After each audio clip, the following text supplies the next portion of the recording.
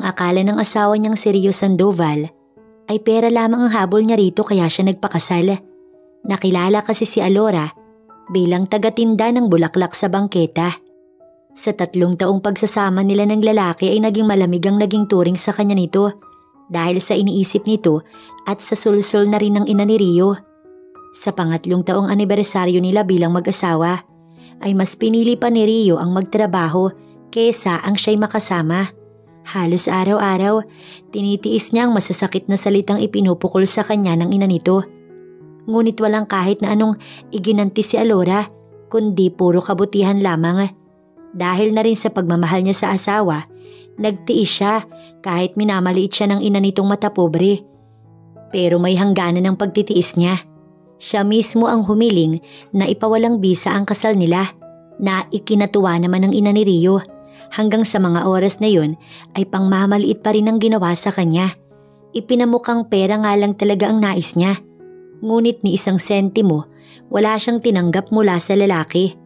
Wala na rin siyang ibang pagpipilian kundi bumalik sa buhay na para talaga sa kanya. Ano kaya ang mangyayari oras na malaman ng mag-ina na isa pala siyang bilyonaryo na minamaliit ng mga ito? Gusto ko nang makipaghiwalay, Rio. Matatag na sambit ni Alora matapos mailapag sa mesa ang annulment paper. Ha? Ang lakas ng loob mong makipaghiwalay sa anak ko. Sino ka sa akala mo, ha? Isa ka lang namang tagatinda ng… Mom, please.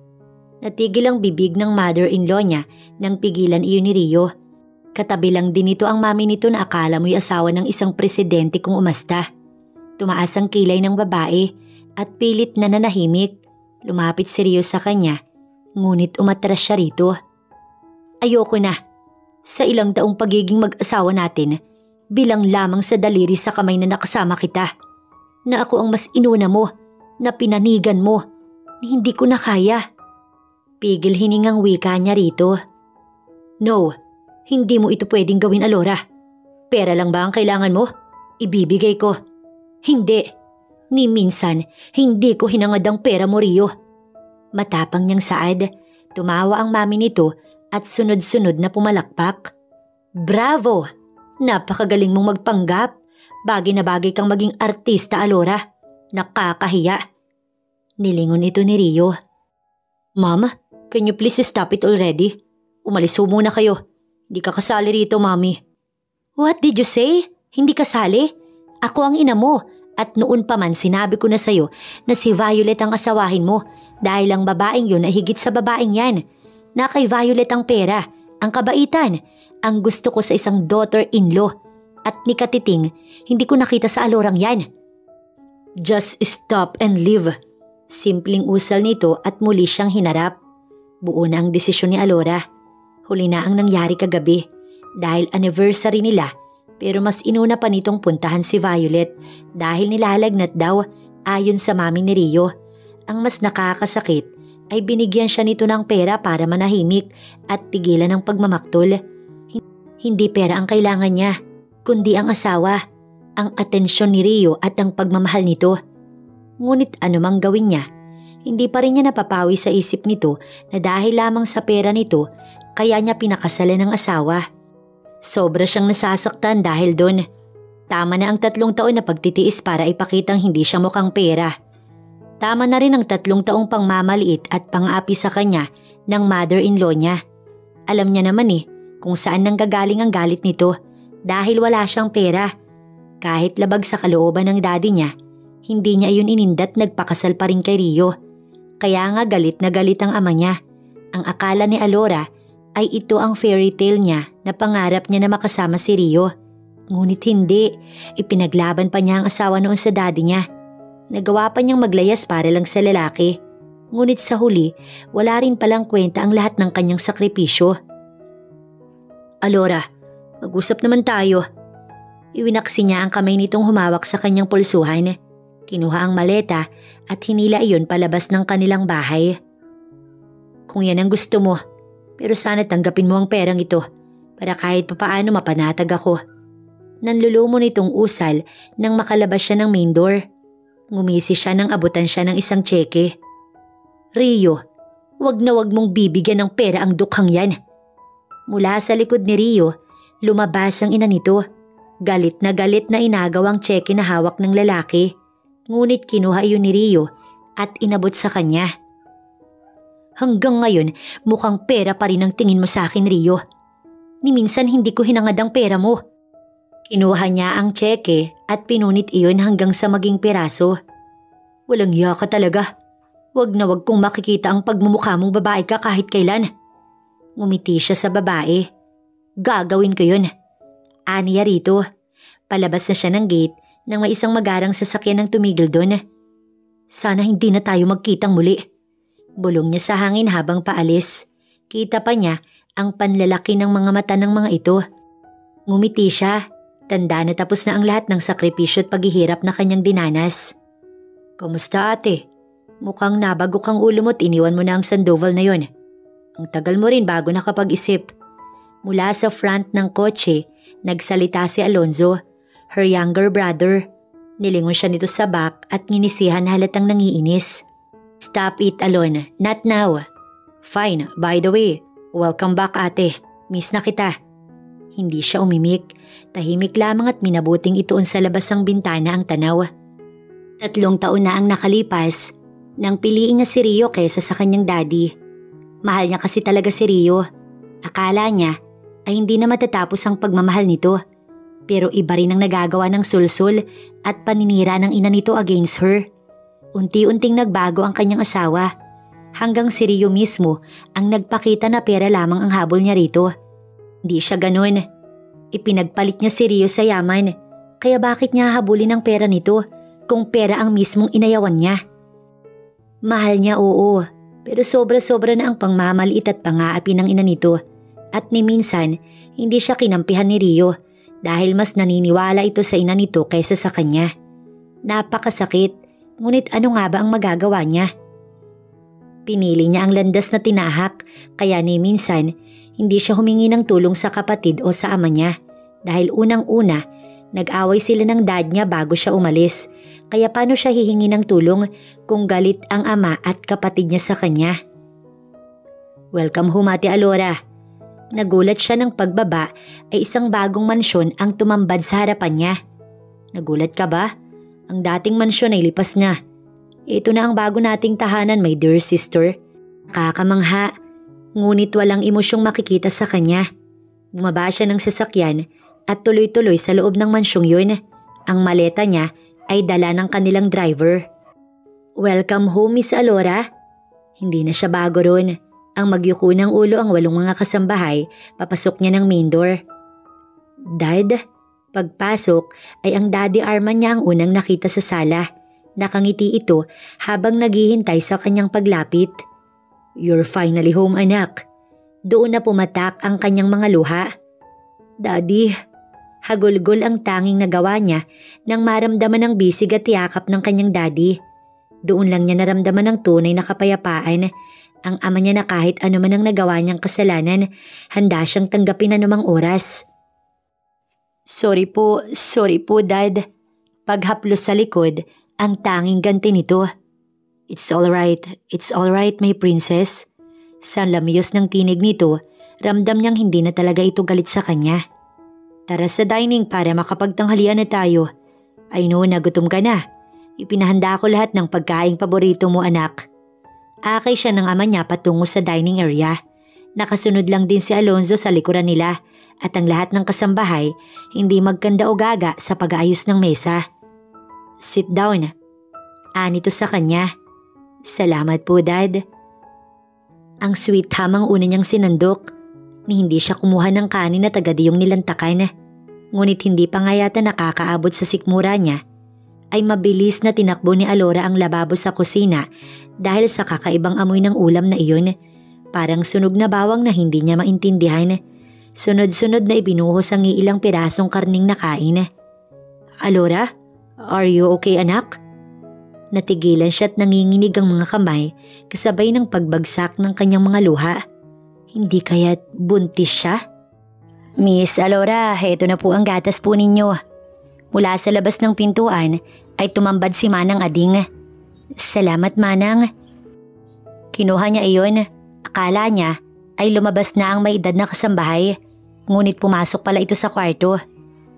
"Miss, mukhang buntis po kayo." Nagulat siya rito, wala pa kasi siyang inaamin kahit na ano sa ama o sa kapatid niya. "Paano niyo po nasabi?" Anya sa babae. Lumalaki ang balakang mo at pati ang bewang mo. Ganyan talaga iyan. Naging kumadrona kasi ako noong kabataan ko pa. Malalim ang buntong hiningang pinakawalan niya. "O humanang, buntis po ako, pero hindi ko alam kung ilang buwan na." Kailan ka huling dinatnan?" Nag-isip muna siya bago sumagot. "Last 2 months na manang." "Patak-patak lang ba ang huling regla mo?" "Oho, ibig sabihin nun ay buntis ka na ng sumunod na buwan. 1 month na ang katumbas nun. At ngayong buwan, 2 months na ang katumbas nun. Ibig sabihin ay 2 buwan ka ng buntis, Miss Alora." Hindi niya alam kung matutuwa ba o hindi dahil wala na sila ni Rio. Pangarap pa naman nilang magkabibi noon pa.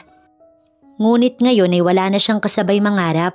Siya na lang mag-isa ngayon kasama ng baby sa kanyang sinapupunan. Ngunit kahit wala na siyang asawa, itutuloy niya ang pagbubuntis niya. Kahit siya na lang ang tatay, yung ama at ina ng kanyang anak. Nang sumunod na araw, maaga pa siyang umalis. Kailangan kasi niya ng bagong mga gamit for herself. Kasama niya si Alonzo. Nagpasama din kasi siya para sa check-up. Si Alonzo ang unang nakaalam na siya ay nagdadalang tao. Kaya nga halos tumalon ito sa galak dahil magkakapamangkin na raw ito. Bago sa mall ay check-up ang kanyang inuna.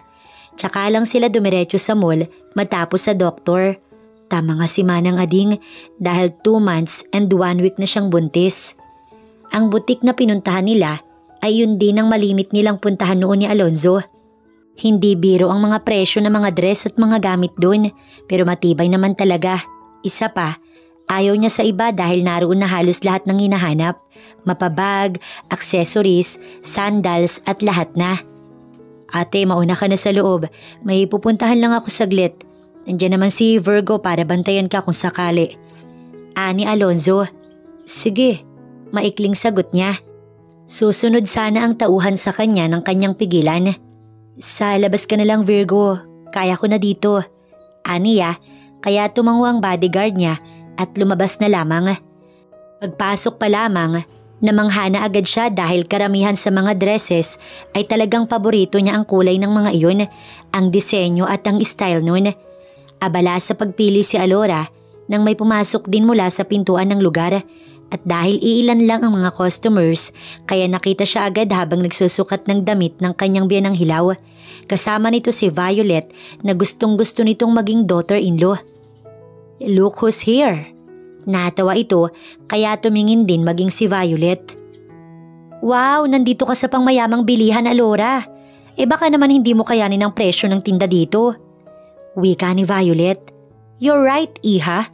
Sambit naman ni Margie na ina ni Rio. "Miss, anong ginagawa ng babaeng ito rito?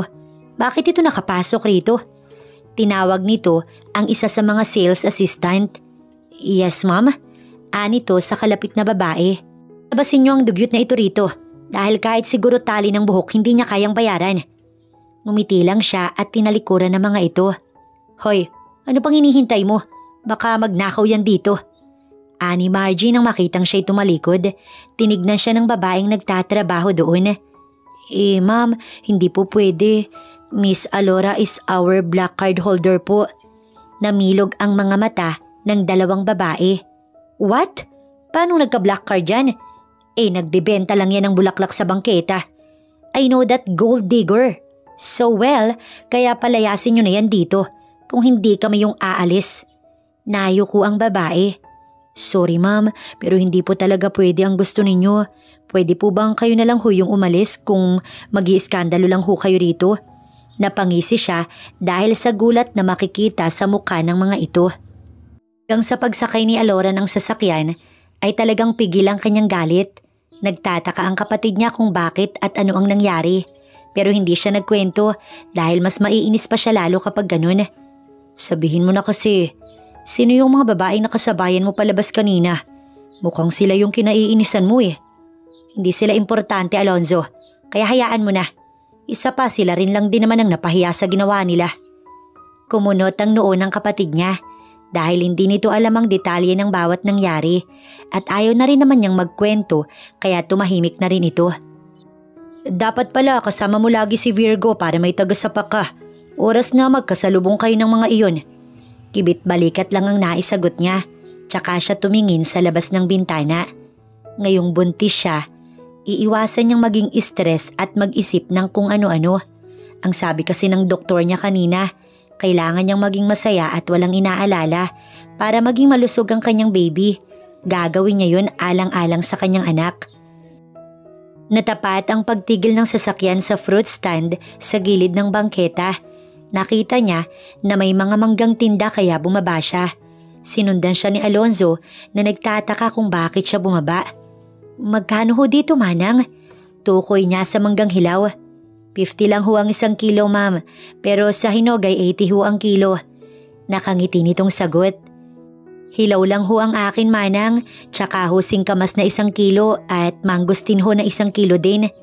Nang mabayaran ng lahat ay si Alonzo ang kumuha at nagbitbit ng ilang supot ng prutas. Kaya mo bang ubusin to? Ani to na nagtataka. Siguro. Aniya, tsaka siya nito inakay patungo sa kotse sa unahan. Ngunit nagtaka siya sa sasakyang tumigil sa bandang likuran ng kanilang sasakyan. Pamilyar iyon, kaya't medyo kinabahan siya. Hindi niya alam kung bakit pero parang kinakabahan talaga siya. Binuksan ni Alonzo ang pinto para siya'y makapasok nang sakto ring may lumabas sa kotse sa kanilang likuran at tama nga ang kanyang hinala. Si Rio ang lumabas mula roon. Kaya ba? Kaya ba nakipaghiwalay dahil sa bagong lalaking kinahuhumalingan mo, ha? Tell me, Alora, mas mayaman ba siya sa akin kaya mo ko ipinagpalit sa lalaking yan? Nagitla siya sa narinig. Gago ka pala eh. Alon, stop. Hinila niya ng madali ang braso ng kapatid niya nang akmang susugurin nito si Rio. Sa akin mo binubunton lahat ng kasalanan pero ikaw pala itong nagloko. Kung sana dati nalaman ko lang ng maaga, hindi na sana ako nagpakasal sa'yo. Nagsisisi ako kung bakit minahal pa kita. Talaga ba, Rio? Minahal mo ko?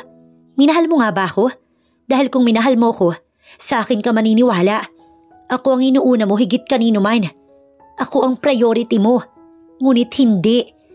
Ang ina mo at ang Violet na kababata mo yung binibigyan mo ng halaga. Kaya wag mo sa aking sasabihin na niloko kita dahil walang ganun. Kalmado pa rin siya kahit sobra ang galit na nararamdaman niya. Tara na, Alora. Wika ng kapatid niya. Lumapit si Rio ngunit si Virgo ang siyang humarang dito. Sa tangkad at laki ng katawan, siguradong isang sampal lang nito kay Rio. Tatalsik na ito sa gilid ng bangketa. Hanggang dyan na lang po kayo, sir. Narinig niya pa iyon bago isinara ni Alonzo ang pintuan. Kita niya ang sobrang galit sa mukha ni Rio. Ngunit kahit sumabog pa ito sa inis, wala siyang aaminin. Dahil unang-una, wala siyang ginawang kasalanan. Bigyan mo lang ako ng go signal, ate. Ako ang kakastigo sa ex mo na yon. Inis na usal ng kapatid niya. Hindi siya sumagot dahil para kasing nagdadalawang isip siya. Pakiramdam niya ay kay sarap yakapin ni Rio. Lalo na nang malanghap niya ang pamilyar na pabango nito. Parang gusto niyang bumalik at ito yakapin. Ewan ba niya, masyado na talaga siyang nagiging weird nitong mga nakaraang araw. Oo nga dahil buntis siya kaya ganun, pero ang maisip ni yayakapin at amuyin ng ex niya, napakawalang kwenta naman ang pumapasok sa kanyang isipan. Hanggang makauwi ay si Rio ang kanyang iniisip. Hindi niya alam kung dahil ba sa inis o para saan ang pag-iisip niyang yun. Miss Alora, Sir Alonzo, mabuti po at dumating na ho kayo. Hingal na tumigil ang isa sa kasambahay sa harapan nilang dalawa na Alonzo. Nagtaka siya rito. Why? May nangyari ba? Miss Alora, ang daddy po ninyo isinugod sa hospital. Inatake po ng high blood. Napamura siya bago tumakbo palabas patungo sa kotse sa unahan. Kabang-kaba ang magkapatid habang nakasakay sa kotse patungo sa hospital. Ang sabi ni Alonzo ay pangalawang atake na raw ito ng daddy nila. Kaya mas kinabahan siya, natatakot din at the same time. Wala siyang kaalam-alam na may high blood pala ang kanyang ama. Dahil busy siya sa pakikinig sa mga panlalait at pangmamaliit sa kanya ng mga Sandoval. Kung sana pinili niya ang ama. Sana alam niya ang lahat ng mga kaganapan sa loob ng 3 taong nakalipas. Kasalanan niya dahil mas pinili niya ang lintik na si Rio kaysa sa kanyang pamilya. Nurse, saan nakalagak si Mr. Arman Lacuesta? Sandali lang po, titignan ko. Sa ER po, ma'am. Muli nitong usal. Alonzo, let's go. Sigaw niya nang makitang nakikipagkindata ng kapatid niya sa nurse sa harapan nito. Nang marating nila ang ER, bigla siyang natigilan dahil kay Rio na nakaupo sa waiting area sa tapat ng saradong pintuan. Anong ginagawa ng lalaking yun dito? Bulong niya at tumigil bigla sa paghakbang. Mauna ka na, Alon. Susunod na lang ako. Anya sa kapatid niya. Thank you, Doc. Walang anuman. Tawagin niyo na lamang ako kung may gusto pa kayong itanong. Nang tumalikod ang doktor, tsaka naman siya humalokip-kip sa pader upang hindi siya mapansin ni Rio. Nasa labas lang kasi ng kwarto ng ama niya nag-usap ang mga ito, kaya kitang-kita niya at rinig niya dahil ilang metro lamang ang layo ng mga ito. Kaya't narinig niya ang sinabi ng doktor at nakahinga na rin siya ng maluwag dahil doon. Ang hindi lamang niya malaman kung ano ang ginagawa ng lalaking iyon dito. Nang umalis si Rio, tsaka lamang siya pumasok sa kwarto ng ama niya. Ate, lumapit siya sa ama at hindi niya pinansin si Alonzo. Pagaling ka, Dad. Pasensya ka na, hindi namin alam na isinugod ka na pala rito. Maluha-luha niyang sabi habang hinahaplos ang buhok ng tulog niyang ama. Ano raw ang ginagawa ni Rio dito, Alon? Seryoso niyang binalingan ng lalaki na kalalapit lamang sa kanya. Hindi ka maniniwala, pero ang ex mo ang nagligtas kay Daddy. Nagulat siya doon. Ano? Paanong nangyari? Ang sabi ng ex-husband mo, patungo daw ito sa parking area ng kumpanya nang makita niya ang pagkatumba ni Dad. Kaya hindi na raw ito nagatubiling isugod si Daddy sa hospital. Nagulat siya doon. Ano naman ang ginagawa ni Rio sa company nila? Sigurado ka ba? Baka nagsisinungaling lang. Naniwala ka naman agad. Aniya, upang salungatin ng lahat. May CCTV camera sa buong sulok ng kumpanya, ate. Kaya pwede mong tignan para makasigurado ka. Hindi na siya sumagot dahil alam naman niyang hindi ito sinungaling. Ang sabi ng doktor ay kailangan ng magpahinga ng kanyang daddy. Bukod kasi sa high blood nito ay may edad na rin ang ama nila ni Alonzo. Yun ang nga rin ang balak niya pero alam niyang hindi papayag ang daddy niya. Ngunit ngayong may sakit pala ito ay sisiguraduhin niyang hindi na ito makakatanggi sa kanyang pakiusap. Umuwi si Alora dahil hindi siya pwedeng magbantay sa hospital dahil buntis nga siya. Kailangan niya magpahinga para sa kanila ng baby. Si Alon ang naiwan doon. Pinadalhan na lang niya kay Manang Ading ng gamit at kung ano pa ang kailangan nito. Nang makauwi ng hapon, doon lamang niya nilantakan ng mga prutas na binili niya kaninang umaga. Halos maubos pa nga niya ang mangga dahil sa sobrang sarap nun, lalo na at may kasamang bagoong na maraming sili. Miss Alora, baka ho sumakit ang tiyan nyo dyan, hindi pa ho kayo kumakain ng kanin. Ayos lang ho, Manang, kahit hindi na ho ako mag-dinner nito. Ngiting-ngiti niyang wika habang patuloy sa pagsubo. Ngayon lang siya napanatag ng ganito na walang sasaway sa'yo kapag nakaupo ka, kapag kumain ka or kahit ang matulog ka kahit sandali. Ang hirap ng naging buhay niya. Bukod kasi sa malamig ang trato sa kanya ni Rio noon, ay dumagdag pa ang ina nito na halos makitira na sa bahay nila dahil halos araw-araw ay naroon ito. At kung makita ka lang na nanonood ng TV or kahit maupo man lang, halos hindi na matapos ang sermon nito. Kesyo batugan, kesyo hindi marunong gumawa ng gawaing bahay. Inaasa sa kasambahay ang lahat. Kung sino daw ang walang ambag, siya pa daw ang malakas kung gumamit ng mga appliances. Hindi talaga maganda ang magkaroon ng biyana na matapobre. Gayong kung hindi lamang sa tulong niya, hindi magiging CEO ang anak nito. Kung hindi siya nagpatulong sa tito niya na may-ari ng pinagtatrabahuhan nito, baka department head pa rin ito hanggang ngayon. Pero dahil hindi siya kagaya ng iba, hindi niya nasisiraan si Rio sa kanyang tito. Hahayaan na lamang niya. Total ay minahal naman niya ito. Kahit na may pag-aalangan sa kanya kung si Rio ba ay totoong minahal siya. Sunod-sunod na pagduduwa lang bumungad sa kanya ng umaga nang siya ay magising. Kadalasan ay ganito talaga lalo na tuwing gigising siya sa umaga at walang ibang humahaplos sa likod niya kundi si Manang Ading. Parang nakasanayan na nga rin ito kaya nga kagigising pa lang niya, papasok na ng silid niya ang may edad na babae. May dala pa itong maligamgam na tubig na nakalagay sa baso para sa kanya. Salamat, Manang. Dapat talaga kasama mo yung asawa mo sa ganitong sitwasyon, Miss Alora. Ang first trimester kasi ang pinakamahirap, lalo na sa paglilihi at ganitong pagsusuka. Nagmumog siya ng tubig, tsaka ininom ang maligamgam na tubig na dala ni Manang. Ayaw niya nang magkomento pa tungkol doon dahil alam naman niyang wala ring patutunguhan. Ilang ang kanya mga kinakain, bukod roon, panay din ang hingi niya ng kung ano-ano.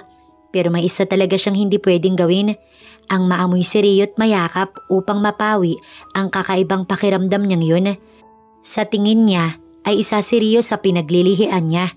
Ayaw talaga niyang aminin sa sarili dahil bakit pa, hindi naman mangyayari ang kanyang nais.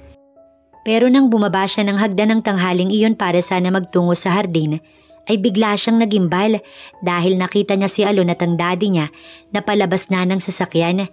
Ang kagulat-gulat pa ay kung bakit kasama ng dalawa si Rio.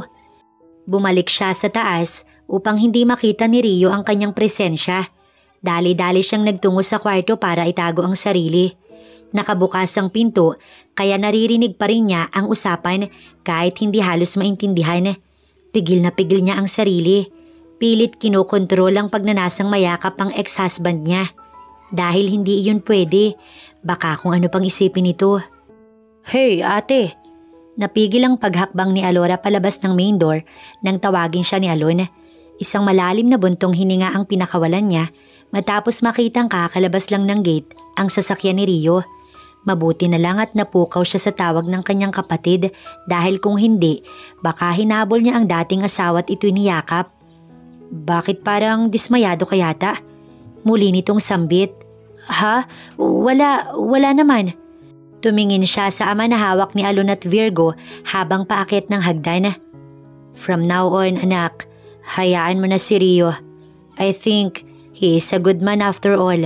Sa gulat niya, kamuntik pa siyang nasamid sa sariling laway. Pinagsasasabi ng dad niya. Alam niyang niligtas ito ni Rio. Ngunit ang sabihing good man na ito dahil dun, mukha yatang nag-ibang ihip ng hangin. Dad, nagka-amnesia po ba kayo? Hindi ito sumagot at tuloy-tuloy na paakyat ng second floor. Sinundan niya hanggang sa silid nito. Alonzo, bakit pala umuwi na kayo mag-aapat na araw pa lang mamayang gabi? Di ba dapat ay may iinumin pang gamot si daddy? Hindi ito sumagot at sa ama na lamang ito bumaling. Ang hari ang laging nasusunod. Kaya heto at umuwi kami kaagad. Wika nito. Masyadong nakakatamad sa hospital. Wala akong ibang ginagawa kundi mahiga. Parang naghihintay na lang ng kamatayan ko. Isa pa, may nurse naman na ipapadala ang hospital dito, Alora. Kaya don't worry too much to this young man. Natawa siya maging si Alon ay napailing na lang. Yes, Dad, young man ka pa nga. Kaya kung gusto mong manatiling young man sa isip, sumunod ka sa mga anak mo. Ang tigas kasi ng ulo niyo sinabi na nga sa yung laging mag-iingat sa kinakain. Tapos hindi naman kayo nakikinig. Kaya ayan, ni hindi nyo man lang sinabi sa akin ay natake ka na pala noon. Parang hindi ako anak Ate, baka pwedeng kapag maayos na si Dad, tsaka mo yan i-confess. Inayos niya ang pagkakahiga nito at natahimik na lamang. Nakalimutan niyang kakagaling pa lang pala ng ama niya sa hospital. Nadala lang naman siya. Parang pati yata emosyon niya hindi na rin niya kayang kontrolin. Ang mood swing ay parang kidlat lang na bigla na lang magbabago ng ganun kabilis. Ang hirap pala talaga ng nagbubuntis. Lumabas ang tauhan maging si Alon. Siya ang nagbukas ng bintana at ang kurtina. Hinawi din niya para makapasok ang hangin. Request din kasi ng hari. Anak, wala na bang pag-asa na magkabalikan kayo ni Rio? Napalingon siyang bigla sa kanyang ama. Halatang seryoso ito sa tanong na yun. Dad, ano bang klaseng tanong yan?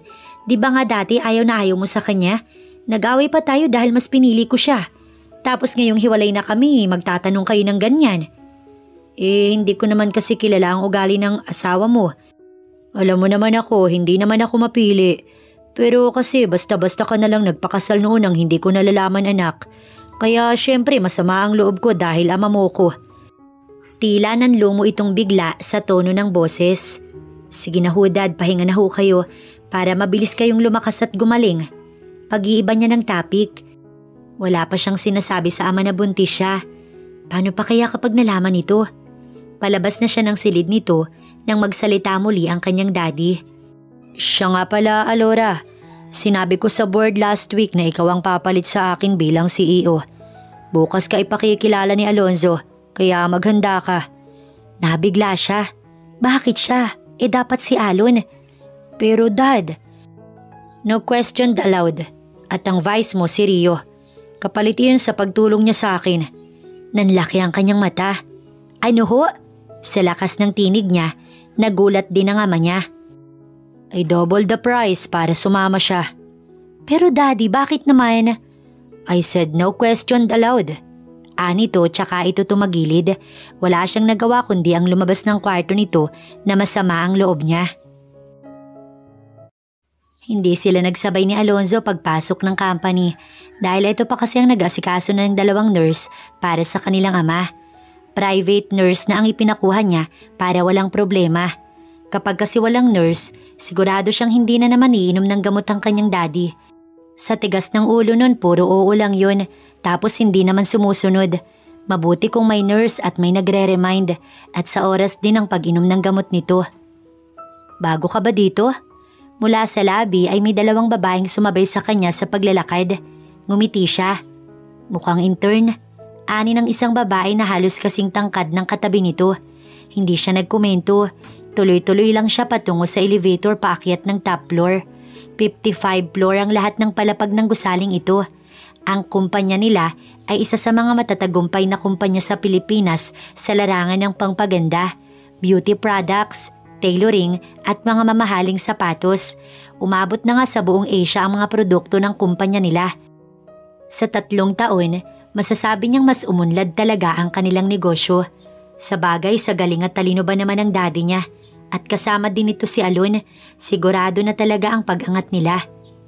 What's your name, newbie? Ani ng babae na unang nagtanong sa kanya kanina. Nasa top floor na sila for some announcement na gagawin ni Alonzo in a few minutes. Wala pa ito kaya abala ang lahat sa pag-uusap. Ayon sa nabasa niyang ulat kagabi na ibinigay ni Alon, ay nasa 257 lahat ng nagtatrabaho dito, kasama na ang mga janitor at mga guard. Alora, tipid na sagot niya. Pwede siguro ang kape sa aming lahat para naman bumango ang pangalan mo kay Ma'am Bea. Ngumiti ito at tumingin sa kanya ang katabi nitong babae. That's me, kaya sige na go. Siya nga pala, ikaw munang mag-provide, okay? Para naman may pasalamatan din kami sa kagaya mong baguhan sa trabahong ito. Ngumiti lang siya at hindi sinunod ang sinabi ng dalawa. Tinalikuran niya mga ito. Ngunit nakakatatlong hakbang pa lang siya nang sunggaban siya ng mga ito. Napagitnaan siya ng 2 babae. Hey, narinig mo ba kami? Ano bang sabi namin sa'yo? Hindi ka marunong sumunod sa utos. Bakit hindi mo kilala ang nasa harapan mo? Miss Bea is your boss dahil siya ang manager dito. At baka hindi mo pa alam, fiancé siya ni Sir Alonzo na anak ng may-ari ng kumpanyang to. Kaya isang sabi lang ni Ma'am kay Sir, siguradong tanggal ka bukas na bukas din. Nag-appear pa ang 2, ngunit hindi niya napinansin dahil sa kapatid na mukhang may kung ano-ano na namang ginagawa sa tagal nito. Excuse me, pasensya na pero wala akong pakailam kung fiancé ka man, okay? Tantanan niyo ako dahil hindi niyo ako utusan dito. Kita niya ang inis sa mukha ng 2 babae, gigil na parang maniniris. Nang makita niya si Alonzo, ay napangiti siya tsaka ibinalik sa shoulder bag ang hawak na cellphone. Tatawagan niya sana ito pero dumating na rin ang hinihintay kaya hindi na naituloy ang balak. Tignan ko lang kung hindi ka mapaalis. Ang yabang, akala mo anak ng may-ari. Rinig niyang pasaring ng babae, ngunit hindi na lang niya pinansin at tinalikuran na lamang ang mga ito. Kailangan kasi niyang magpigil ng galit dahil buntis siya. Nakita rin niya si Rio kaya napaatras siya. Malapit lang din ito kay Alon. Good morning everyone. Alam niyo na siguro kung anong nangyari sa CEO ng La Cuesta Group. Sa ngayon nagpapahinga pa si Dad. At habang hindi pa magaling ang ating CEO, papalitan muna natin siya. Dahil hindi pwedeng mapatid ang ating kumpanya dahil lang sa walang namumuno. Let us all welcome the new CEO of La Cuesta Group, Miss Alora. Nang tawagin at itinuro siya ni Alon, ay otomatiko siyang umiti at tumingin sa gilid niya. Kita niya ang panlalaki ng mga mata ng 2 babaeng kausap niya kanina. malapad ng ngiti bago siya lumapit sa harapan. Lagot. Narinig niyang bulong ng isa sa dalawang babaeng iyon. Saglit niyang tinapunan ng tingin si Rio. Halata ang gulat sa mukha nito. Ani mo hindi makapaniwala sa narinig. Namimilog ang mga mata habang sinusundan siya ng tanaw. Sinabi niya kay Alon kagabi na wag nitong sasabihin ang kanyang apelyido at tatawaging ate nito dahil may mga gusto siyang gawin upang maiganti ang sarili sa lalaking hindi siya binigyan ng halaga. Ngayon, sabihin ni Rio na pera lang ang habol niya rito. Alora, nasa pasilyo si Alora patungo sa private elevator paakyat sa office niya nang habulin siya ni Rio. Lumingon siya rito. Ganito ka na ba talaga? Ang mga lakwesta pa ang niloloko mo ngayon? Dahil ba tapos ka na sa akin? Sa mas mataas ka naman ngayon ha? Madiin ang bawat katagang ipinaparatang nito. Alam niya na hindi matatapos ang isang araw na hindi siya nito kukumprontahin. At tama nga talaga siya. Heto at para itong tigre na umuungol sa galit. Ngumisi si Alora at kalmadong sumagot dito. It's none of your business. Kung ano man ang gawin ko, Rio, wala ka na doon. Sino ka ba sa akala mo? Tandaan mo, hiwalay na tayo. Kaya kung ano man ang gawin ko, akin na yun at pwede ba? Bago mo ko paratangan ng kung ano-ano, alamin mo muna kung totoo ba. Huwag mong panatilihin ang ugaling hindi mo naman inaalam ang lahat. Niniwala ka na lang ng walang basihan. Pasaring niya rito. Itigil mo na to. Alam kong galit ka sa akin kaya mo to ginagawa. Alora, this is not you. Anong alam mo sa mga ganito? Hindi na siya sumagot at tinalikuran si Rio. Ngunit sa isang iglap, biglang kumapit ang kamay ni Rio sa kanyang pulsuhan. Stop this, Alora. Ang pagiging CEO ng ganito kalaking kumpanya ay napakalaking responsibilidad. Huwag mong ilagay sa alang-alang ang lahat dahil lamang sa galit mo sa akin. Natawa siya. Nagulat si Rio sa klase ng tawa niyang iyon. 3 taon tayong naging mag-asawa. 3 taong nagkasama. Pero wala ka pa rin palang alam ni isang parte ng buhay ko, Rio. Just watch and learn. Dahil hindi ako papasok sa ganito kataas na posisyon kung hindi ko alam kung anong meron. Malakas niyang iwinaksi ang kamay. Natanggal ang palad nito sa pulsuhan niya, tsaka siya tuluyang tinalikuran ng lalaki. Sa bagay, paano nga naman siya makikilala ng lubos ni Rio? Gayong mas marami pa itong oras sa maarte at dramatista nitong kababata at ina nitong solsolera. Ayos lang nasabihan siya, pag-isipan siya ng kung ano-ano, basta makita niyang naiinis si Rio. Galit na galit sa'yo ang dati mong asawa, ate. Pagpasok niya ng opisina, si Alon agad ang bumungad. Hayaan mo lang, kusa din niyang titigil oras na hindi ko pinatulan. Alam mo bang usap-usapan ka na inakit mo raw ako, kaya nagpaubaya ako at ikaw ang inilagay na CEO? Ang sabi rin, may relasyon daw kayo ni Dad kaya imbis ako ang CEO, ikaw ang iniluklok sa pwesto. Natawa siya dahil sa narinig. Sira ulo ka kasi. Dapat kasi nagpakilala ka para hindi ka paghinalaan. Mas gusto ko nga ang ganyan, para naman isipin nilang mabilis kong makuha ang isang posisyon dahil lang sa pangaakit. At siya nga pala, Madam CEO, mayaman kung ganun. May meeting ka with Mr. Arivalo this 10:30 a.m. Kasama mo yung ex mo dahil every time na may meeting, need mo siyang isama dahil siya ang mag-a-assist sa'yo. What? No need nang isama ang taong yun, Alon. Niloloko mo ba ako? I know this job for so long, so bakit? Because Dad told me so, kaya wag ka nang tumanggi. Kahit wala yan dito, maraming galamay at matayan sa paligid, kaya sundin mo na lang. Mainis man, wala na rin siyang pagpipilian. Tama si Alon, maraming mata ang ama niya sa paligid at mukhang gumagawa ng paraan ng daddy nila para magbalikan sila ni Rio. Iyon kung papayag siya. Tinignan niya ang relo at nang makitang 10:15 a.m. na ay agad siyang nag-ayos ng sarili para maghanda sa meeting. Ate, sa native restaurant ang venue sa Ortigas. Kung gusto mo makisabay ka na lang sa ex mo. Sa tono ng pananalita ni Alon ay talagang nang aasar ito. Hindi na siya umimik dahil nauna nang lumabas ang kapatid niya. Sumunod siya at saktong bumukas ang elevator kaya sumakay na rin siya. Sumabay ka na.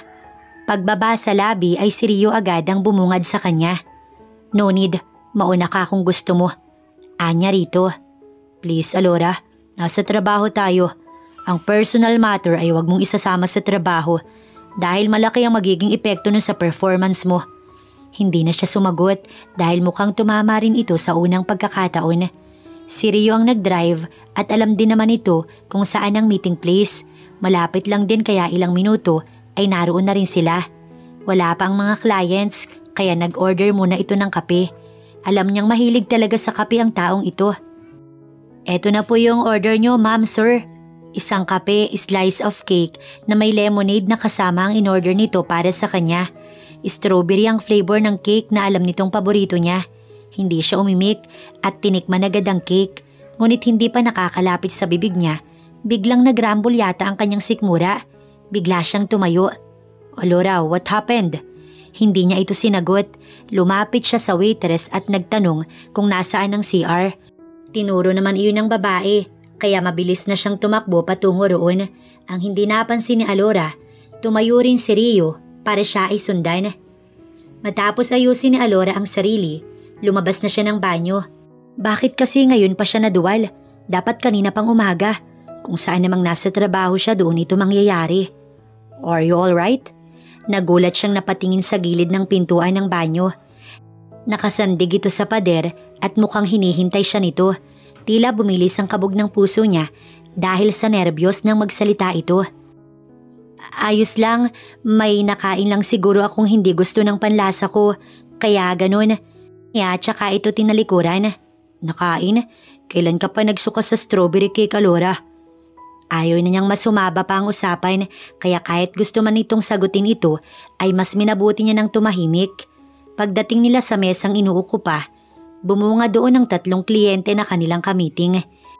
Isang babae, isang ginang na nasa 50s na siguro, at isang lalaki. Mukhang kaedad lang ito ni Rio. Nagkasalubong ang tingin nila. Ngumiti naman ito. Good morning, ladies and gentlemen. Pasensya na kung medyo nahuli kami ng 5 segundo. May problema lang ang aking, CEO, Miss Alora. Sambit ni Rio. Isa-isang nagpakilala ang kanilang mga kamiting. At sunod-sunod rin na nakipagkamay sa kanya at kay Rio. Ngunit sa lagkit ng titig ng representative ng Carino Beauty ay hindi siya makapag-focus ng maayos sa mga sinasabi. Alam niyang nahalata yun ni Rio dahil nang sandaling pasadahan niya ito ay halos magdugtong ang kilay nito. Hindi rin mapoknat ang masamang tingin nito sa lalaki, lalo na nang magbiro itong kung pwede ba ito na lang daw ang personal na kumausap sa kanya sa iba pang mga kailangan niyang malaman. Hanggang sa natapos ang meeting, talagang seryoso lang si Rio. Katabi siya nito sa upuan kaharap ang mga kliyente. Stop wearing that kind of dress next time. Baka hindi mo napapansin. Halos lamunin ka na ng health na yon dahil dyan sa suot mo. Kakaandar lang ng sasakyan nang magsalita ito. Really? Wala namang nangyari kaya ayos lang. Sa suot niya hindi naman masasabing daring. Hindi rin matatawag na malaswa dahil umabot naman hanggang tuhod ang dress na yun. Siguro ang tinutukoy nito ay kita ang kanyang cleavage. Pero normal lang ang ganun, lalo na kung nangungumbinsi ka ng mga kliyente. Isa pa ay hanggang tingin lang naman ang health na tinutukoy nito. Walang nangyari at gusto mo pang mabastos ka, ganun ba? Malumanay ang tinig nito, ngunit sa tono ng pananalita parang kasalanan pa niya. Ikaw ang nagsabi na wag personally ng trabaho, Mr. Sandoval. Pero ano tong sinasabi mo? At anong kilos yan? Don't act that you care for me, Mr. Sandoval, dahil kahit ano pang gawin mo, hindi na tayo mag-asawa. Inis niyang sambit, tsaka ito tinalikuran paharap sa labas ng bintana. Hindi na rin ito nagsalita, kaya nakahinga siya ng maayos. Wait, itigil mo sabi. Doon lang siya tinignan ni Rio at iginilid ang sasakyan sa tabi at saka ito itinigil. Why? Tanong ng lalaki. Ang layo na tuloy natin, ibalik mo doon. Aniya sa isang shop sa unahan, siguro ay nasa 10 metro sa kanilang kinaroroonan. Ano ba yun? Basta ibalik mo ang kotse doon sa shop, sa dried fruit doon sa unahan. What? Maraming ganyan sa tapat ng kumpanya, right? At nagmamadali tayo. Anong oras na? Muli nitong pinaandar ang sasakyan. Ibalik mo sabi doon ko gustong bumili. Ano bang masama doon? Ibalik mo. Galit niyang usal. Okay, huwag ka lang sumigaw, naririnig kita. Magkatabi lang tayo. So stubborn. What? Narinig niya iyon kahit pabulong lang. So stubborn na ako ngayon. Itigil mo ang sasakyan. Buliyaw niya rito. What about now, Alora? Are you serious about this? Nito na halatang gulong-gulo sa nangyayari. Itigil mo sabi. Muling sambit niya. Tumulo bigla ang luha niya at nang tumigil ang kotse, mabilis na siyang lumabas ng sasakyan. Hey, where are you going? Pati si Rio ay lumabas na rin ng kotse, tsaka siya nito sinundan. Umalis ka na nga dun. Ba't ka ba sumunod dito? Marunong ako mag-compute kaya umalis ka na. Pero hanggang sa makarating siya sa shop ng tindahan ng dried fruit and pasalubong, nakasunod pa rin ito sa kanya. Miss, magkano sa dried mangoes? Aniya nang dumampot ng 4 na supot. 250 po mamang isa niyan. Malaki naman ang sisidlan nun kaya hindi nalugi sa 250. 4 ang akin. Ngumiti ang nagtitinda tsaka sinuma ang lahat. Nakita niya si Rio sa tapat ng pinto ang salamin. Hindi ito pumasok sa shop at nanatiling nasa labas lamang. May mga tumakas na namang luha sa mga mata niya. Mabilis niya iyong pinunasan at nagbayad. Paglabas niya ay kinuha ni Alora ang isang supot na nasa loob ng plastic at iyon ay binuksan. Let's go. Kailangan na nating magmadali. Wika ng lalaki. Magkukumute nga ako, diba? Umalis ka ng mag-isa mo. Pagtataray niya habang panay ang subo ng dried mangoes. Alora, stop being so childish, okay? Tara na. Sinamaan niya ito ng tingin at maya-maya, sunod-sunod nang kumawala ang kanyang luha. Stubborn, annoying, childish, ano pa? Dagdagan mo pa baka kulang pa yan. Hey, what's wrong? Lumapit ito, ngunit umatras siya. Ano bang nangyari sa'yo? Stop crying please. I didn't mean to. Ngunit mas lumakas ang kanyang atungal. Hey Alora, stop crying please. Pinagtitinginan na tayo ng mga tao rito. I hate you. I really hate you for doing this to me, Rio. Aniya habang patuloy sa pag-iyak. Anong ginawa ko? This is impossible. Wika nito kasabay ng pagsabunot sa ulo dahil hindi matigil ang pag-iyak ni Alora. Hindi tinantanan ni Rio si Alora hanggat hindi siya bumabalik sa sasakyan. Siguro ay inabot din sila ng 20 minuto sa tabi ng highway. Dahil sa nangyari, parang gusto na lamang umalis ni Rio. Ngunit ayaw din itong iwanan si Alorang mag-isa, baka kung ano ang mangyari. Mahabang buntong hininga ang pinakawalan ng lalaki nang pumasok ng sasakyan si Alora. Hanggang sa umandar ay tuloy-tuloy lang ang kanyang pagsubo. Pansin niya na mayat maya kung tapunan siya ng tingin ng lalaki. Hindi niya ito pinansin basta ang atensyon niya ay nasa hawak lamang na supot. Sandali! Iritang tumingin ng lalaki nang magsalita siya. What now? Bilhan mo naman ako ng mayonnaise sa store at ketchup please. Paglalambing niya rito. Wait, what? Aanhin mo ang mga yun? Sausawan sa mangga of course. Kumunot ang noon nito. Alora, nag-iisip ka pa ba ng matino? A ketchup and a mayo? Are you crazy? Namimilog ang mga mata nitong sambit. Bakit? Gusto ko nga yun. Bakit ba lagi mo na lang akong pinagsasabihan ng masasakit na salita? Simula pa kanina, puro masasakit na ang naririnig ko.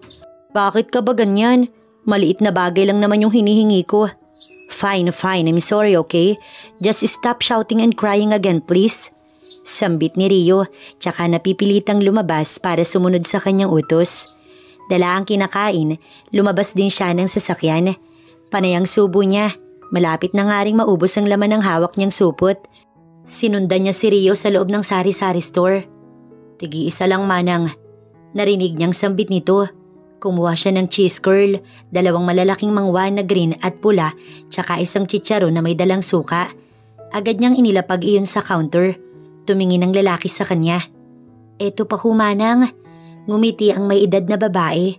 Hindi nagsalita si Rio, ngunit ramdam niya ang pagtataka sa bawat titig nito sa kanya. 234 po lahat, sir. Sambit ng babaeng nasa counter. Nagbayad si Rio, tsaka kinuha ang mga pinamili. Ang ganda po ng asawa niyo, sir. Tsak, maganda rin ang magiging anak niyo sa hinaharap.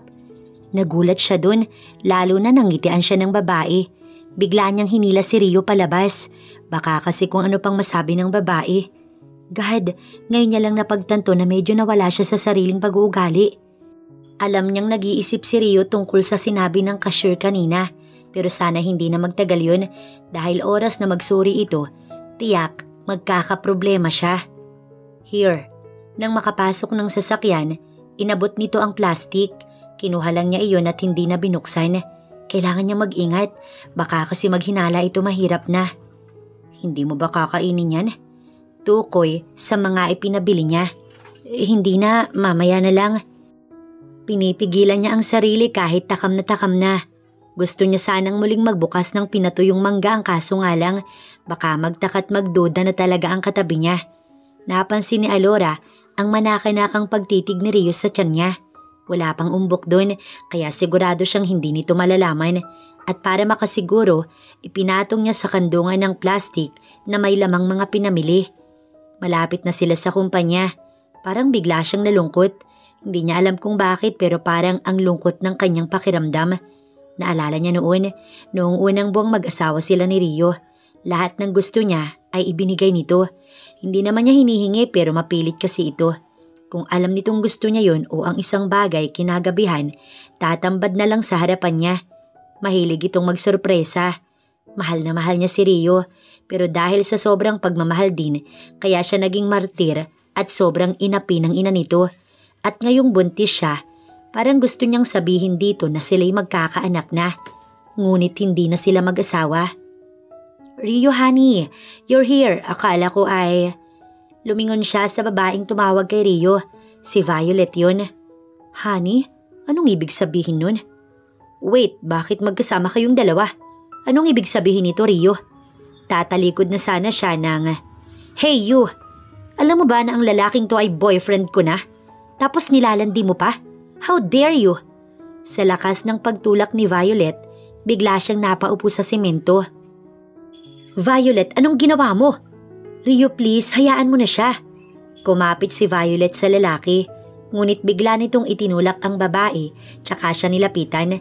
Nakaramdam agad si Alora ng likidong gumagapang pababa sa binti niya, at nang makita ang dugo roon, nanginginig siyang nagsalita.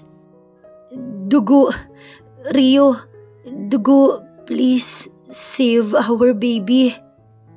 Violet, just go. Huwag mong hintay na mapuno ako sa'yo. Malamig na sambit ni Rio habang nasa waiting area ng ER. Sumunod si Violet sa hospital at kararating lang din ng mami niya. Rio, bakit ka ganyang magsalita sa GF? Please ma'am, kayo lang ang nagsasabi ng ganyan kahit wala namang katotohanan.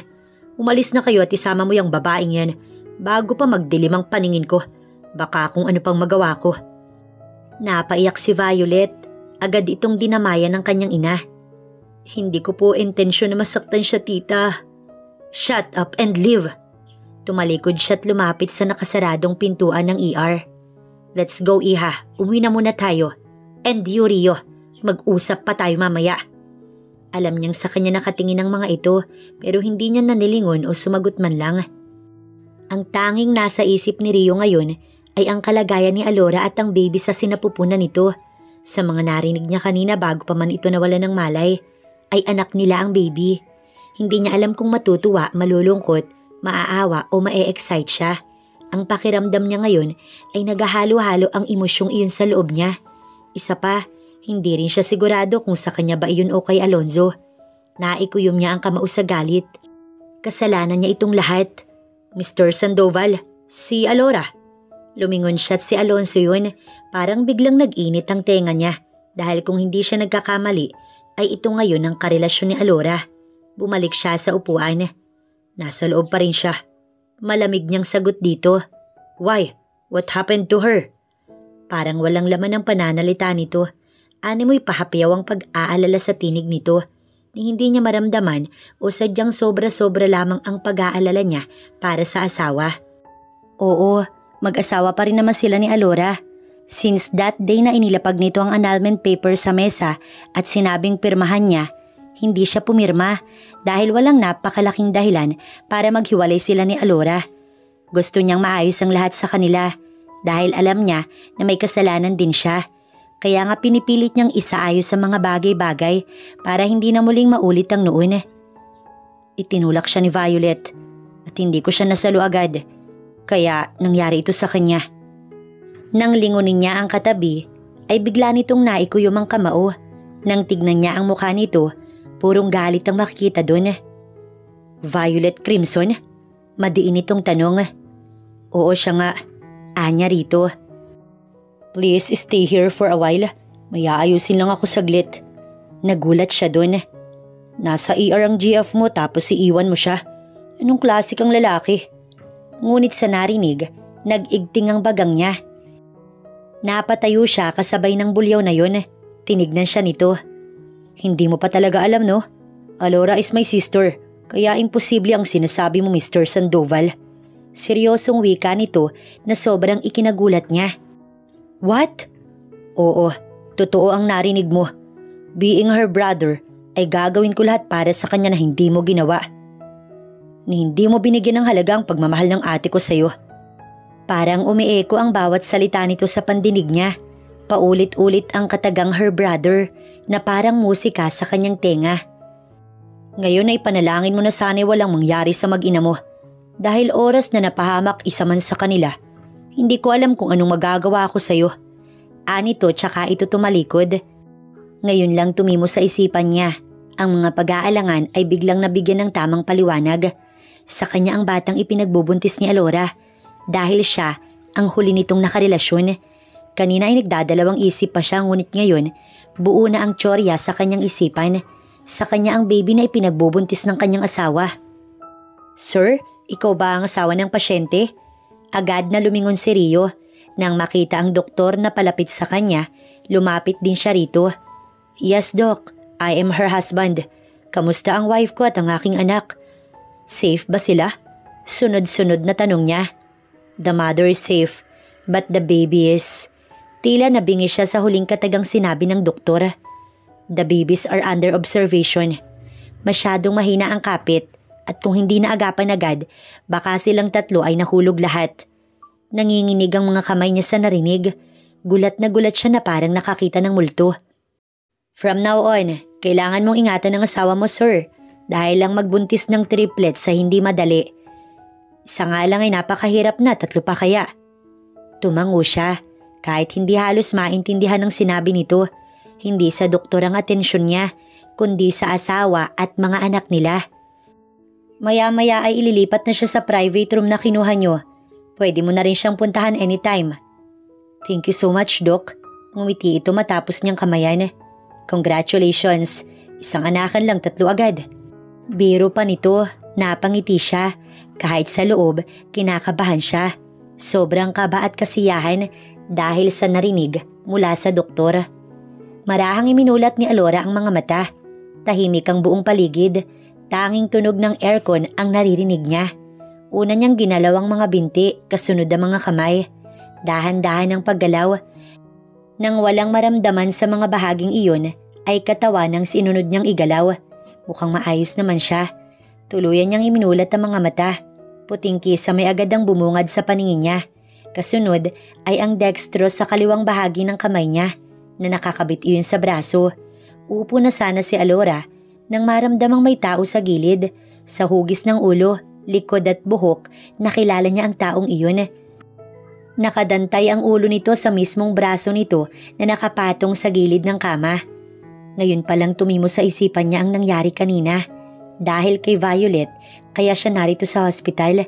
At ang maalala ang lahat ng sinabi nito ay napawi ang ngiti at kaunting pag-asa sa kanyang puso. Mali siya.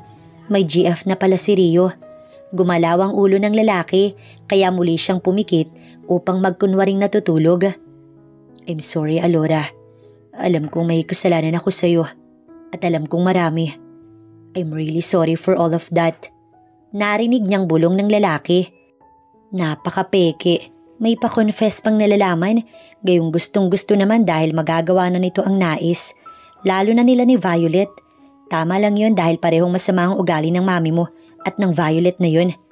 Nag-igting ang bagang niya dahil sa mga kasinungalingang sinasabi nito. Please wake up, babe. Aayusin ko ang lahat para sa atin at sa mga anak natin. Natigilan siya doon at biglang nagmulat ng mga mata.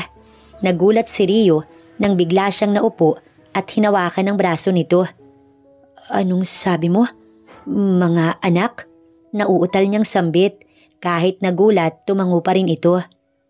Oo, tatlo sila. Biglang tumulo ang kanyang luha. Mabuti na lang at hindi siya nakunan. Natatakot pa man din siyang magtanong dahil sa posibilidad na baka siya'y nakunan dahil sa lakas ng pagbagsak niya sa simento kanina. Sandali lang, tatawagin ko ang doktor. Nakangiti nitong wika. Bago pa man nakalabas si Rio, bumungad din sa kakabukas na pintuan ang mami nito. Son, bakit kasama mo ang babaeng yan ha? Ni hindi ka umuwi para kay Violet. Inuna mo pa ang… Why are you here, ma'am? Malumanin itong tanong sa ina. Sinusundo kita. Lubayan mo yung anak ko, Alora. Hindi kayo bagay. Isa kang pulubi. Hiyaw nito sa kanya. Kahit nakikita ni Margie ang kalagayan niya, wala pa rin itong pakialam. Ma'am, tumigil na kayo. From now on, wala akong paniniwalaan sa inyo ni Violet. Ni ang sumunod ho sa inyo hindi na. Tama na ang ilang taon na pagiging masunuring anak. Ngayon ho, ako naman. Kaya bago pa man ako mawala ng respeto sa inyo, bago pa man kita masagot, please leave and tigilan mo na si Alora. Marahas siyang tinitigan ng babae, ngunit inilipat niya sa ibang direksyon ang mga mata niya. Narito pa siya sa hospital at ayaw niyang may mangyari sa kanyang mga anak. Ikaw na babae ka. Akma itong lalapit sa kanya nang mula sa labas, may dalawang mga lalaking humila rito, ang kanilang mga tauhan. Get out, madam. Hindi na ho namin uulitin. Ani Virgo. Sino kayo? Anong karapatan ninyong kalad ka rin ako palabas? Mga tauhan mo ba ang mga ito, Rio? Umiling ang lalaki bago ito bumalik sa tabi niya. Sino kayo? Kanino kayo nagtatrabaho? Sa akin, Margie, sa akin sila nagtatrabaho. At inutusan ko silang kalad ka rin ka palabas dahil malayo pa lang. Rinig ko na ang ingay mo mula sa loob ng kwarto ng anak ko. Namilog ang mata ng ginang. Mr. Arman, CEO, sir? Bakit po kayo nandito? Nandito? Hindi mo ba narinig? Sa anak ko ako pupunta. At ang tinutukoy ko ay si Alora, my oldest daughter. What? Anak niyo ang… Gamit ang hintuturo, tinuro pa siya nito, maging ang dad niya. No, it can't be, hindi. Mali lang siguro ako ng rinig. Hindi mo pwedeng maging anak ang babaeng yan. Sige na, palayasin niyo na yan dito. At ayoko makikitang umaaligid dyan sa paligid, Virgo. Yes, sir.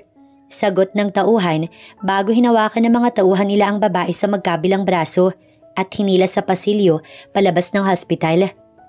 Ano ba, Rio, son? Help me here. Hindi to pwedeng ganito na lang. Hindi to pwedeng ganito na lang. Sir Arman, sir, please. I begging you, hindi ko… Rio, anak, tulungan mo ako. Ngunit walang ginawa si Rio, kundi ang hayaan na lamang ang ina nito. Hindi. Paano naging anak ng bilyonaryo ang hampas lupang Alora? Napaka-imposible nun. Habang palabas ng hospital, ay panay pa ang tawa nito, kaya't maging ang mga nakakasalubong at nakakasabayan papasok at palabas ng hospital, hindi mapigilang lingunin ng babae. 3 araw lang at nagpa-discharge na si Alora. Alam niya na ngayon kung bakit hindi rin nagtagal ang daddy niya doon. Ang feeling na sobrang nakakabagot, ang amoy ng hospital na puro gamot at walang ibang ginagawa kundi humiga at manood ng TV. Kaya imbis na Friday pa sana siya lalabas, nagpumilit siyang umuwi na ng Lunes ng umaga. Hindi na kasi niya kayang magpalipas ng buong araw sa hospital na yun. Anong ginagawa niyo dito, Dad? Kakabangon lamang ni Alora nang pumasok sa kanyang silid ang kanyang ama at mula sa nakabukas na pinto ay nakita niya si Rio. Iha, be matured enough. Kailangan ng mga anak mo ng kalinga ng isang ama. Kaya hayaan mo na si Rio na dumito muna para alagaan ka. Malumanay na usal ng dad niya. Tinitigan siya nito. Nag-iwas siya ng tingin dahil sa awang makikita sa mukha nito. Parang ang klase ng titig nito ay puno ng pagsisisi at pagpapaawa. Hindi ganun si Rio. Wala itong ibang alam kundi ang siya'y pasakitan. Hindi ko ho siya kailangan. Paalisin niyo na ho siya. Habang nagsasalita ay hindi man lang siya tumingin sa kanyang ama. Come on, Iha. Kahit para na lang sa mga apo ko. Ang sabi ng doktor, mas makabubuting ang asawa mo ang… He is not my husband anymore, Dad. Napalakas ang kanyang tinig. Mali ka sa isipang iyan, Alora. Mabilis lang na tinawid ni Rio ang kama niya tsaka ito nagsalita. Tumaas ang kilay niya sa gulat. Anong sinasabi mo? Pinapirma kita, remember? Anya rito. Nakita mo bang pumirma ako? Oo nga pala, ibinigay niya lang rito ang papel at tumalikod. Mukhang nakampante siya na pipirma ito pero bakit? Alam mo kung bakit? Hindi siya sumagot. Dahil gusto kong may napakabigat na dahilan para maghiwalay tayo. Kung ang dahilan mo ay tungkol sa mom ko or kay Violet, hindi iyon na rason para maghiwalay tayo ng tuluyan. Walang salitang lumabas ang kanyang ama. Pinigilan pa niya ito, ngunit lumabas pa rin ito ng kwarto. Pag-usapan niyo kung ano man ang mga problema ninyo. Anito tsaka isinara ang pintuan. Tumayo si Alora at lumapit sa floor to ceiling glass window. Tumingin siya sa labas. Oo, para sa'yo, hindi mabigat ang mga yun dahil hindi ikaw ang nasa sitwasyon ko. Hindi mabigat dahil hindi ikaw ang nakaranas ng mga panlalait at pangmamaliit ng ina mo. Ilang ulit kong sinabi sa iyo noon, umiiyak ako. Tahimik na lumalaban dahil kahit sabihin ko sa iyo, mami mo pa rin ang pinapanigan mo. Hindi mo man lang ako kinampihan kahit isang beses. At iniisip mo pa na pera lang yung habol ko. Hindi mo alam kung gaano kabigat ang magselos. Dahil imbis ako yung inuuna mo, si Violet ang binibigyan mo ng atensyon. Mahina at puno ng sakit na wika niya. Alam mo kung bakit, Alora? Dahil may cancer si... Ni minsan ba nakita mo? Napansin mong may sakit siya? Mga medical records, ipinakita ba niya? Kitang-kita mo, Rio. Mas malakas pa siya sa kabayo. Niloloko ka lang niya dahil gusto ka niya. At ikaw na utu-uto, pauto ka naman ng pauto. Tumulo ang luha niya. Simple niya yung pinahid at humarap rito. Kung sana sinabi mo sa akin ang totoo, hindi ako mag-iisip ng kung ano. Naging mag-asawa tayo ng ilang taon, pero hindi pa rin kita kilala. Kahapon ko lang nalaman ang totoo, Alora. Kung hindi pa sinabi ng kapatid mo't nakita mismo ng mata ko, hindi ko pa malalaman na anak ka ni Arman Lacuesta. Paano ko sasabihin sa'yo, Rio? Paano ko sasabihin sa'yong mas pinili kita kesa sa ama ko? Na nag-away kami dahil lamang sa'yo. Paano ko sasabihin sa'yo kung alam kong dadalhin mo yun sa puso mo? Na baka mag-guilty ka pa't sisihin mo yung sarili mo. Mukhang tama rin naman ang ginawa ko all this time. Dahil nakita ko yung tunay na ugali ng ina mo. Na mabango ang isang tao rito kapag mapera. Bigla niyang nasapo ang sinapupunan. Kumikirot iyon. Dinamayan agad siya ni Rio. Bitiwan mo ko. Please, Alora, wag nang matigas ang ulo mo. Kahit para na lang sa mga anak natin. Malumani nitong sambit. Wala siyang nagawa kundi ang hayaan niya si Rio na siya'y alagaan. Ang sabi ng doktor, kailangan niyang magpahinga. Kaya hindi na muna siya pumasok. Si Alo nang pumalit para masiguro ng ama at kapatid niya na magiging maayos ang lahat sa kanya. Ang saya ng daddy niya nang malamang tatlo ang magiging apo nito at parang naging isa siyang prinsesa sa isang iglap lamang. Kaya niya naman pero laging may nakaalalay sa kanya. Kulang na nga lang pati sa paglalakad at pagkain niya, may tagabuhat at tagasubo siya. Bedrest siya ng 2 araw at panay din ang inom niya ng gamot na pangpakapit. May vitamins din at gatas na para sa buntis na siyang iinumin niya. Pinipilit na lamang niya kahit parang hindi niya kaya. Sa bawat araw, unti-unting lumalaki ang tiyan niya. Si Rio ang nakaalalay sa kanya araw-araw. Ang mga trabaho nito ay dinadala na lamang sa mansyon para doon na lamang gawin upang mabantayan daw siya. Mag-4 na buwan na ang tiyan niya at halatang halata na yun. Tuwing umaga hanggang hapon ay narito sa mansyon si Rio. Kinagabihan ay uuwi na ito at sa tuwing uuwi ito, napapaiyak na lamang siya na hindi niya maintindihan kung bakit. Nasa kwarto siya nang mga sandaling magpaalam si Rio. Ang mga gamot mo wag mong kalilimutan, okay? Huwag kang magpupuyat. Tumunog ang cellphone nito kaya hindi natapos ang sinasabi. Yes, hello?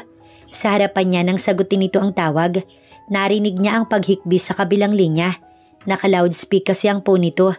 What's wrong? Ani Rio sa malamig na tinig. Rio, please, puntahan mo ko sa bahay. Natatakot ako. Wala akong mapuntahan. Ang daddy ko, dinakip ng mga pulis. Ang bahay namin, Rio, hinatak ng bangko. Wala akong mapuntahan, please. I need you here, please. Nag-igting ang bagang niya nang marinig ang tinig ni Violet. Nagulat ito nang bigla niyang hablutin ng cellphone sa kamay nito at siya ang sumagot. Sad to hear that pero pasensya na ha.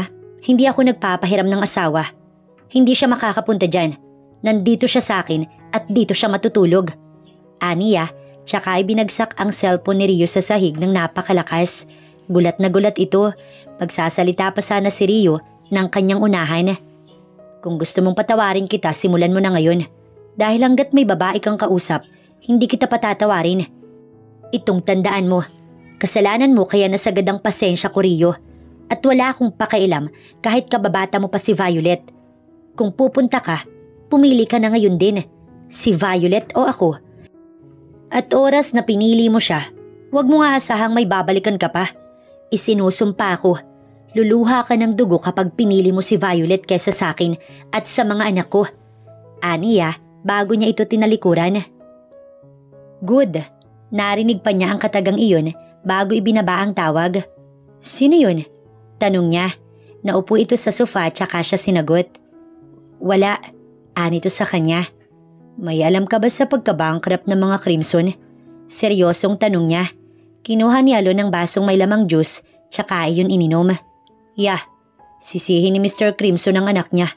Kung hindi kanya tinulak di sana may kumpanya pa sila. Sabi na kilalang kilala niya si Alonso. Kung mabait siya, kabaliktaran ng kapatid niya. Makulit ito kung sa kanya at sa dad niya. Pero kung sa mga taong nagkasala rito, gagapang sa lupa ang lahat ng kakalaban sa kapatid niya. Sa talino at abilidad, hinding-hindi niya ito matatalo. Matapos ng pag-uusap, nagpaalam na si Alon. May meeting pa daw kasi ito. Alon, si Rio. Kumunot ang noon ito. Wala ba dito? Wala. Nung huli siyang pumunta dito, noong isang araw pa. Baka makita mo siya sa company. Sabihin mo namang dalawin ako. Matamlay niyang usal. Nag-away ba kayo? Seryoso nitong tanong. Medyo na oo. Sige, titignan ko. Tumalikod ito. Teka, bakit hindi mo tawagan? Wala akong number niya. Nakakabaliw naman kayong mag-asawa. Sige, isisend ko sa'yo mamaya, then tawagan mo na lang, okay? Tumango siya at pinagmasdan ng kapatid habang patungo sa kotse nito sa garahe. 2 araw na nang huli silang magkausap ni Rio at namimiss niya na ang taong yun. Nasa na kaya yun? Baka nagtampo o baka nagalit kasi winasak niya ang cellphone nito. Parang mababaliw siya sa kakaisip kung ano nga bang nangyari sa lalaking yun. Paakyat na si Alora ng hagdan nang may mag-text sa kanya. Agad niyang tinignan kung sino. Si Alon at number siguro ni Rio ang nasa text message na iyon. Mabilis na siyang umakyat at pumasok sa silid niya. Tsaka siya kumuha ng papel at ballpen para isulat ang numero. Tsaka ayun tinawagan. Nakatatlong ring na ngunit hindi man lang sinasagot. Kinakabahan siya. Pati ang palad ay parang nanginginig na din sa nerbiyos na hindi niya maintindihan kung bakit siya nagkakaganon. Yes, hello? Natigilan si Alora nang marinig ang baritonong tinig sa kabilang linya. Hello, sino to? Anito nang hindi marinig ang kausap. Rio? Alora, why? May nangyari ba? Sabihin mo anong nangyari. Aligaga nitong usal.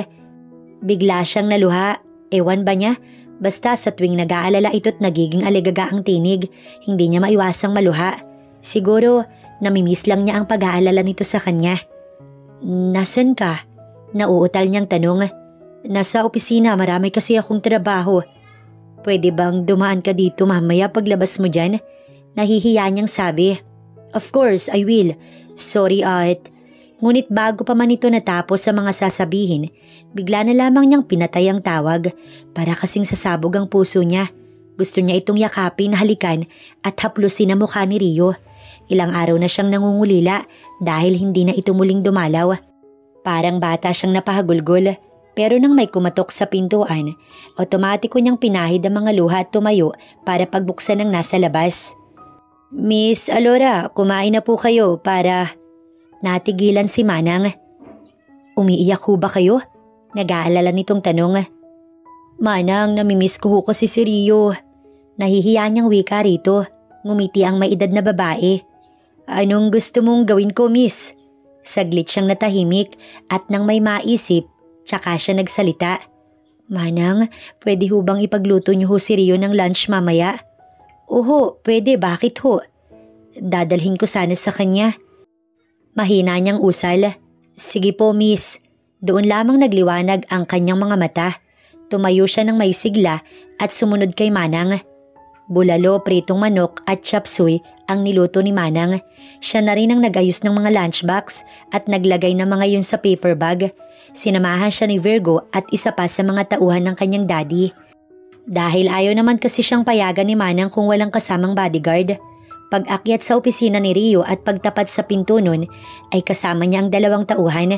Pero nang kakatok na siya ay sinabi niyang bumaba na at siya na lang dito dahil kaya niya naman. Humingi siya ng number ni Virgo para kung sakaling bababa na siya, tatawagan niya na lamang ito. Nagdadalawang isip man pero sa huli, pumayag na rin dahil wala namang magagawa ang mga ito sa kanya. Please Rio, iwanan mo na si Alora. Mas importante pa ba ang babaeng yun kaysa sa akin? Isa pa, alam mo na may sakit ako, hindi ba? Konti na lang ang panahon ko, Rio. Ako muna yung unahin mo. Alam mo namang mahal na mahal kita, di ba? At isa pa, may sakit si Tita Margie. Hindi ka ba naaawa sa mami mo? Nasa hospital siya because of that woman. Na-depress ang mami mo dahil sa babaeng yun. Kaya bakit mo siya pinipili kaysa sa amin ng mami mo? Bubuksan na sana niya ang pinto nang marinig ang pag-uusap sa loob ng kwarto. Dahan-dahan niyang itinulak ang pintuan para marinig niya ng maayos ang usapan. She is my wife at buntis ang asawa ko, Violet. At siya ang pinipili ko higit kanino man. Nagkasala na ako sa kanya minsan at hindi ko na muling uulitin yun. Dapat nga ikaw ang sisihin ko dahil sa mga kasinungalingan mo. Wait, what? Anong sinasabi mo? Nakausap ko ang daddy mo at wala kang sakit, kaya tigilan mo ko, Violet. Ang maniwala sa iyong muli ay isang katangahan. At si Mama, don't worry about her. Malakas yun at may nagbabantay sa kanya kahit wala ako. Hindi niya makita ang mukha ni Violet dahil ito'y nakatalikod. Now, lumayas ka dahil hindi kita mahal at kahit kailan hindi mangyayari na piliin kita. Ang asawa ko, siya ang mahal ko at ang ina ng mga anak namin. Kaya lumayas ka bago pa magdilim ang paningin ko sa iyo, Violet. Napakatigas ng puso mo, Rio. I hate you. I hate you so much. Gumilid siya nang makitang palapit sa pintuan si Violet at nang buksan nito iyon, nanlaki ang mga matang tinititigan siya nito. Ikaw, kasalanan mo tong lahat. Itinaas nito ang kamay. Saktong sasampalin siya nang ibato niya ang dalang paper bag sa babae. Ouch! Ang kamay ko! Sigaw nito nang matapunan ito ng sabaw sa kamay hanggang braso. Hindi nakasara ng maayos ang lunchbox kaya siguro nagkaganon. Napakawalang yamong babae ka. Do it, subukan mo. Nang hindi ka makalabas ng buhay sa kumpanyang ito, Miss Crimson. Mula sa likuran niya, bumungad si Alonso at sa nakabukas na pinto ay lumabas din si Rio. Agad siyang hinila ng mahina ng lalaki nang makita ang nangyayari. Ikaw? Ikaw ang may kagagawan kung bakit nalugi ang kumpanya namin. Singhal nito't hawak ang napasong braso at kamay. Ngumisi si Alonso. At pupulutin ka sa kulungan, oras na hindi ka pa tumigil, Violet. Anito, tsaka ito hinila ni Alonso palayo sa lugar. Aray, ang kamay ko, ano ba? Bitiwan mo ko. Parang kailan lang nang mag-file siya ng annulment para sa asawa. Ngunit hindi rin naman pala nabigyan ng katapusan dahil hindi naman kasi pinirmahan ni Rio. Siya lang ang nakapirma doon, kaya pala walang naganap na hearing at kung ano-ano dahil hindi rin ipinasa sa korte ng asawa niya ang papel. Umaasa pa man din siya na isang araw maghaharap sila sa korte pero walang korte at mas lalong walang nangyaring hiwalayan. Akala talaga ni Alora matatapos na ang lahat sa kanila ng kanyang asawa kaya't nang hinayang siya ng malamang buntis siya matapos pumirma sa annulment. Akala niya lalaking walang kikilalaning ama ang kanyang anak. Wait, hindi pala anak, kundi mga anak dahil 3 ang nakatakdang lumabas sa kanya. At bilang na rin sa daliri ang araw na siya ay manganganak, natatakot na kinakabahan dahil sa triplets niya. Hindi niya alam kung kakayanin niya, pero sigurado namang kakayanin dahil wala siyang hindi kaya, lalo na kung pag-uusapan ng kanyang mga anak. Dahil sa mga narinig, ay unti-unting nagbago ang lahat. Dahan-dahang natunaw ang galit sa puso niya nang marinig ang mga sinabi ni Rio noong sandaling nag-usap si Violet at ang kanyang asawa. Hindi naman siya bato para hindi patawarin si Rio. Lalo na at hindi lamang siya ang nangangailangan ng asawa. Maging ang triplets niya ay kailangan din ng ama na kailanman hindi niya ipagkakait sa mga ito oras na lumabas sa kanyang sinapupunan. Dad, Nakita niyo ba si Alonso? Nilingon siya ng kanyang daddy. Nasa may pintuan ito ng main door at may kung anong sinasabi sa tauhan. I don't know anak, ang alam ko'y may pinuntahan. Kumunot ang noo niya. Saan daw ho? Sa Tagaytay yata, hindi mo ba alam? Bumili siya ng bahay sa Tagaytay last week. Ano? Aanhin naman niya. Natawa ang kanyang daddy. Hindi ko ba alam sa kapatid mong yan? Ang narinig ko mag-aasawa na daw. Yun kung hindi ako niloloko. Anito, tsaka tuluyang naglakad patungong garahe. Naging maayos na rin naman ang pakiramdam nito dahil umiinom ng gamot. Isang nurse na lang din ang nag-aalaga rito dahil maayos na rin naman ang pakiramdam ng kanyang daddy. Ang ipinagtataka niya na lamang ay kung ano ang binabalak ni Alon. Si Violet ay hindi na rin muling nagpakita matapos ang pangyayari noong nakaraang buwan. Sana ay maging masaya na ito't hindi na muling magpakita pa sa kanya. Let's go! Mula sa likuran niya ay akbay si Rio. Gustong-gusto na sana nitong iuwi siya sa bagong bahay na ipinagawa nito. Ngunit dahil ayaw pa ng ama niya, wala silang magagawa. Tsaka na lang daw kapag nakapanganak na siya. Kabuwanan na rin naman niya kaya hindi na nagpumilit si Rio. Last check-up na rin niya ngayon kaya hindi ito pumasok para masamahan siya sa doktor. Every month ay hindi niya nakakaligtaan ng check-up dahil minomonitor ang kalagayan ng kanyang triplets. Ang mami ni Rio ay pansamantalang inilipat sa mental institute dahil sa nakitaan ito ng sintomas ng pagkawala sa sarili. In the meantime, doon muna ito para maalagaan at maibigay ang proper medication para rito. Hindi niya alam kung bakit nabaliw si Margie. Siguro dahil hindi nito matanggap na isa siyang anak ng bilyonaryo. Siguro ay nagsisi din at dahil nagrambol ang lahat sa isip nito, kaya natuliling. Nalulungkot siya dahil sa mga taong kagaya ni Margie. Kung sino lang kasi ang alam nitong mayaman, yun lang din ang pakikitunguhan nito ng maayos. At kung wala kang pera, itsapwera ka sa kanya. May mga ganito sa totoong buhay. Hiling ni Alora na sana gumaling na ito at sana makatulong ang gamutan nito para magbago ang ugali ng ina ni Rio. Rio, what happened? Nilingon niya ang asawa ng seryosong tumitig rito ang doktora. May sinasabi ito matapos siyang isailalim sa IE. Kita niyang tumango si Rio at sumeryoso ang mukha nito. Miss, hindi na po kayo pwedeng umuwi. Nagulat siya doon. Wag kang kabahan. Kumalma ka lang, Mrs. Okay? Nang mapansin ng doktorang nagulat siya, pilit siyang pinakalma. Bakit, Dok? Aniya rito. Isang inhale at exhale ang pinagawa sa kanya bago siya sinagot ng doktora. Kumapit din siya sa kamay ni Rio. Tinignan siya nito at ngumiti. Alam niyang pilit iyon at sa lamig ng kamay nito, alam niyang kinakabahan din ito. 2 cm na kaya kailangan ka ng ma-confine, Mrs. Mas kinabahan siya doon, hindi naman kasi sumasakit ang tiyan niya, panay galaw lamang ng mga baby. Huwag ka na ring umuwi, sir. Kailangan ka ng asawa mo ngayon. Tawagan mo na lang ang mga tao sa inyo para ipadala ang mga gamit ng mother at ng babies ninyo. Tumingin ito sa kanya. Mrs., be brave, okay? Tumango siya rito, kaya sinimulan ng ibaba siya sa hospital bed at inilipat sa wheelchair upang idiretso sa delivery room. Kumuha na rin ng kwarto si Rio para sa kanya. At habang hindi pa niya oras sa panganganak, doon muna siya kasama si Rio. Maya't maya kung pumasok ang doktor niya para i-check ang kanyang puwerta. Rio, mahabang inhale-exhale ang pinakawalan niya. Rio, manganganak na yata ako. Tawagin mo na si Doc, bilis. Aligagang sambit niya, ngunit ayaw naman niya itong bitiwan. Please, dito ka lang babe, please. Parang sa nakikita niya, hindi rin alam ng lalaki ang gagawin.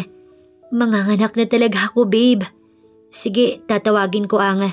No, stay here please. Doc, manganganak na po ang asawa ko. Dahil sa hindi malaman ni Rio ang gagawin, ay pilit siyang lumapit sa pinto. Binuksan iyon at sumigaw sa labas dahil ayaw din kasi itong bitiwan ni Alora. Doc, ang asawa ko, kailangan ko siya, Doc. Maging si Rio ay pumasok na rin sa delivery room at habang nanganganak si Alora, naroon ito sa ulunan ng babae. Kitang-kita kung paano ilabas ni Alora ang 3 mga baby. Minuto lang ang pagitan ng mga ito at ang unay segundo lang. Sumunod ay segundo pa rin at ang huli ay 1 minuto yata. 3 lalaki ang anak nila. The Sandoval triplets. Maluha-luha siyang nagpasalamat sa asawa. I love you. Rest now, babe. Tugon ni Rio, tsaka siya dinampian ng masuyong halik sa labi.